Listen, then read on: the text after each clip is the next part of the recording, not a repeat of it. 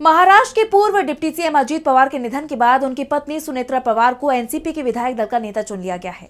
इसके बाद उनके डिप्टी सीएम पद की शपथ को लेकर अटकलें तेज हो गई हैं।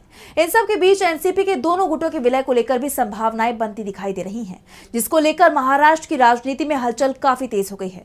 देखिए रिपोर्ट। महाराष्ट्र की सियासत का पहिया एक बार फिर घूमने लगा है। अजीत पवार के निधन के बाद एनसीपी के विधायक दल की अहम बैठक बुलाई गई, जहां पार्टी के सभी विधायक मौजूद रहे और यहां अजीत पवार की पत्नी सुनेत्रा पवार को आधिकारिक तौर पर एनसीपी विधायक दल का नेता चुन लिया गया। इस बैठक से पहले एनसीपी के दिग्गज नेता प्रफुल्ल पटेल और सुनील तटकरे ने सुनेत्रा पवार से मुलाकात कर भविष्य की रणनीति पर चर्चा की।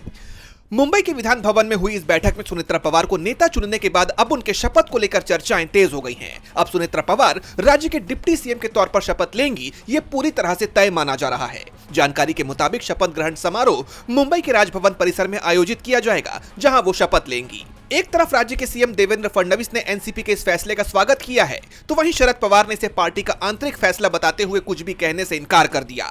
सबसे पहले देवेंद्र फडणवीस की बात करें तो उन्होंने स्पष्ट कर दिया है कि बीजेपी और पूरा महायुति गठबंधन एनसीपी के इस फैसले के साथ है। कोई भी निर्णय जो होगा, ये निर्णय राष्ट्रवादी कांग्रेस पार्टी लेगी। राष्ट्रवादी कांग्रेस पार्टी जो निर्णय लेगी, हम उसके साथ खड़े रहेंगे।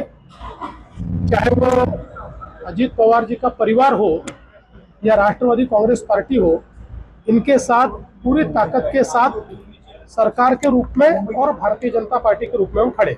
दूसरी तरफ इस घटनाक्रम पर एनसीपी एसपी के प्रमुख शरद पवार ने सधी हुई प्रतिक्रिया दी है। उन्होंने इसे पार्टी का आंतरिक फैसला बताते हुए कहा, पार्टी ने ही ये तय किया होगा। मुझे लगता है प्रफुल्ल पटेल और सुनील तटकरे जैसे कुछ लोगों ने ये मिलकर फैसला लिया। पार्टी के भीतर ये सब कुछ तय हुआ होगा।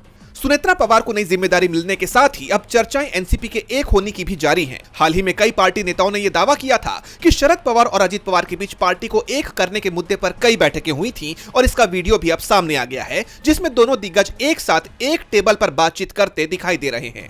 यानी साफ है कि महाराष्ट्र की राजनीति में एक बड़ा बदलाव होता दिख रहा है। अब सुनेत्रा पवार को मिली इस जिम्मेदारी को लेकर आगे क्या कुछ घटनाक्रम देखने को मिलता है, ये तो आने वाला वक्त ही बताएगा। डीबी लाइव की रिपोर्ट।